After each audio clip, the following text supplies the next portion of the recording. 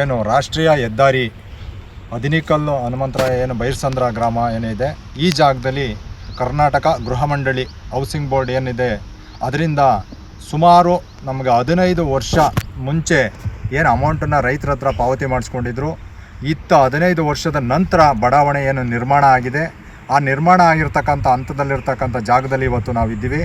ಇಲ್ಲಿ ಆಗಿರ್ತಕ್ಕಂಥ ಲೋಪದೋಷ ಅಂತಂದರೆ ಸುಮಾರು 97 ಎಕರೆ ಜಾಗ ಪ್ರದೇಶದಲ್ಲಿ ಈಗ ಹೌಸಿಂಗ್ ಬೋರ್ಡ್ಗೆ ಬಡಾವಣೆ ನಿರ್ಮಾಣ ಮಾಡಿದ್ದಾರೆ. ಈ ಬಡಾವಣೆ ನಿರ್ಮಾಣ ಮಾಡಿರೋದ್ರಲ್ಲಿ ಸುಮಾರು ಇವಾಗ 1200 ನಿವೇಶನಗಳಿಗೆ ಬಡಾವಣೆಯಲ್ಲಿ ನಿವೇಶನಗಳನ್ನ ಗುರುತಿಸಿದ್ದಾರೆ.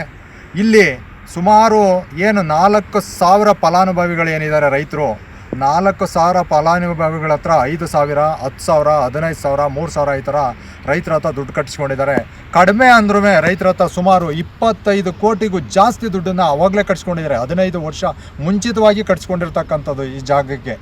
ಆದರೆ ಇವತ್ತು ಇಲ್ಲಿ ಏನು ಲೋಪದೋಷ ನಡೀತಾ ಇದೆ ಅಂತ ಹೇಳಿದರೆ, ಇಲ್ಲಿ ಮೊದಲೇ ರೈತರ ಹತ್ರ ಭೂಮಿನ ತೊಗೋಬೇಕಾದ್ರೆ ರೈತರ ಹತ್ರ 10 ಸೈಟ್ ಆದರೆ 5 ಸೈಟು ರೈತರು ಕೊಡ್ತೀವಿ ಅಂತ ಏನು ಮಾತಾಡ್ಕೊಂಡಿದ್ದಾರೆ, ಅದು ಡೆವಲಪ್ ಮಾಡಬೇಕು ಕೊಡ್ತೀವಿ ಅಂತೇಳಿ ಮಾತಾಡ್ಕೊಂಡಿದ್ದಾರೆ. ಇನ್ನು ಉಳಿಕೆ ಸೈಟ್ ಇಲ್ಲಿ ಏನಿದ್ದಾವೆ, ಒಂದು 500ರಿಂದ 600 ಸೈಟ್ಗಳೇನಿದ್ದಾವೆ, ಅದನ್ನು ಲಾಟ್ರಿ ಮುಖಾಂತರ ಕಂಪ್ಯೂಟರ್ ಈ ಲಾಟ್ರಿ ಮುಖಾಂತರ ಏನು ಒಂದು ಲಾಟ್ರಿ ಮಾಡಿದ್ದಾರೆ ನಿನ್ನೆ ದಿವಸ. ಆ ಲಾಟ್ರಿ ಮಾಡಿರ್ತಕ್ಕಂಥದ್ದು ಇದರಲ್ಲಿ ಅದರ್ಸ್ ಕ್ಯಾಟಗಿರಿ ಇವೆಲ್ಲನೂ ವಿಂಗಡಣೆ ಮಾಡಿ ಇನ್ನು ಜನರಲ್ ಕ್ಯಾಟಗರಿಗೆ ಉಳ್ಕೊಂಡಿರ್ತಕ್ಕಂಥ ಸೈಟ್ಗಳು ಒಂದು 100, 150, 200 ಇರ್ಬೋದು. ಇನ್ನು ಉಳಿಕೆ ಏನು ಒಂದು 3,000 ಜನ ಇದ್ದಾರೆ. 3,000 ಜನ 15 ವರ್ಷಕ್ಕೆ ಮುಂಚೆನೇ ಇವತ್ತು ಲಕ್ಷಾಂತರ ರೂಪಾಯಿ, ಕೋಟ್ಯಾಂತರ ರೂಪಾಯಿ ದುಡ್ಡನ್ನು ಸರ್ಕಾರ ವಸೂಲಿ ಮಾಡಿದೆ. ಆ ವಸೂಲಿ ಮಾಡಿರ್ತಕ್ಕಂಥದ್ದು ಇವತ್ತೇನು ಮಾಡ್ತಾ ಇದ್ದಾರೆ, ನಿಮಗೆ ದುಡ್ಡನ್ನು ಕೊಟ್ಬಿಡ್ತೀವಿ ಅಂತ ಹೇಳ್ತಾ ಇದ್ದಾರೆ. 3,000 ಕಟ್ಟಿರೋ ದುಡ್ಡು, 5,000 ಕಟ್ಟಿರೋದು, 10,000 ಕಟ್ಟಿರೋ ದುಡ್ಡ ಕೊಟ್ಬಿಡ್ತೀವಿ ಅಂತ ಹೇಳ್ತಾ ಇದ್ದಾರೆ. ನಾವು 15 ವರ್ಷ ಮುಂಚೆ ದುಡ್ಡು ಕಟ್ಟಿದ್ದೀವಿ. ಇವತ್ತು ನಮ್ಮ ದುಡ್ಡು ಸಾವಿರಾರು ಕೋಟಿ ದುಡ್ಡನ್ನು ಕಟ್ಸ್ಕೊಂಡು ಸಾವಿರಾರು ಕೋಟಿ ಅವ್ರು ಪ್ರಾಪರ್ಟಿ ಮಾಡ್ಕೊಂಡಿದ್ದಾರೆ. ಇಲ್ಲಿ ರೈತರುಗಳಿಗೆ ನಮಗೆ ಸಿಗ್ತಾ ಇರ್ತಕ್ಕಂಥ ಮತ್ತೆ ನಾವು ಕಟ್ಟಿರೋ ದುಡ್ಡು ಕೊಡ್ತೀವಿ ಅಂದರೆ ಇದು ಯಾವ ನ್ಯಾಯ? ಇದು ಹಗಲು ದರೋಡೆ ಮಾಡ್ತಾ ಇರ್ತಕ್ಕಂಥ ಸರ್ಕಾರ. ಅದುವೇ ಏನು ಉಸ್ತುವಾರಿ ಮಿನಿಸ್ಟ್ರಿ ಇರ್ತಕ್ಕಂಥ ಟೈಮಲ್ಲಿ ಇಲ್ಲಿ ನಡೆದಿರ್ತಕ್ಕಂಥದ್ದು ಲಾಟ್ರಿ ಮುಖಾಂತರ. ಈ ಟೈಮಲ್ಲಿ ಅವರು ಇದ್ರ ಬಗ್ಗೆ ಏನು ಮಾತಾಡ್ತಾ ಇಲ್ಲ, ಇದ್ರ ಬಗ್ಗೆ ಏನು ಚಕಾರ ಎತ್ತುತ್ತಾ ಇಲ್ಲ. ಅಂದರೆ ಇಲ್ಲಿ ರೈತರಿಗೆ ಹಗಲು ದರೋಡೆ ನಡೀತಾ ಇರ್ತಕ್ಕಂಥದ್ದು. ಇದನ್ನು ಖಂಡಿಸಿ ರೈತ ಸಂಘ ಇವತ್ತು, ಕರ್ನಾಟಕ ರಾಜ್ಯ ರೈತ ಸಂಘ ಇವತ್ತು ನಾವು ಈ ಹೌಸಿಂಗ್ ಬೋರ್ಡಲ್ಲಿ ನಿಂತಿದ್ದೀವಿ. ಇವತ್ತು ನಾವು ಇದಕ್ಕೆ ಸರ್ಕಾರಕ್ಕೆ ಎಚ್ಚರಿಕೆ ಕೊಡ್ತಕ್ಕಂಥದ್ದು. ಇವತ್ತು ಸಾವಿರಾರು ಜನ ರೈತರು ಇಲ್ಲಿ ದುಡ್ಡಲ್ಲಿ ಅನ್ಯಾಯ ಆಗಿರ್ತಕ್ಕಂಥವ್ರು ನಮ್ಮೊಟ್ಟಿಗೆ ಬರೋಕ್ಕೆ ರೆಡಿ ಇದ್ದಾರೆ.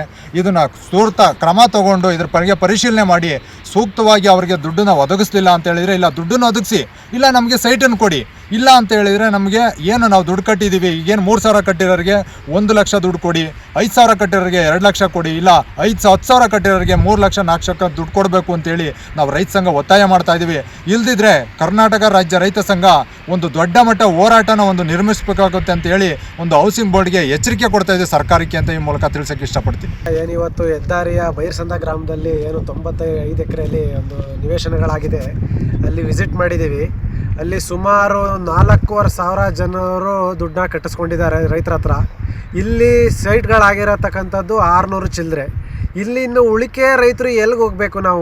ನಾವಿವತ್ತು ಅವತ್ತಿನ 15 ವರ್ಷದ ಹಿಂದೆಯೇ 5,000, 3,000, 10,000, 15,000 ಹಿಂಗೆ ಕಟ್ಟಿಸ್ಕೊಂಡಿದ್ದಾರೆ.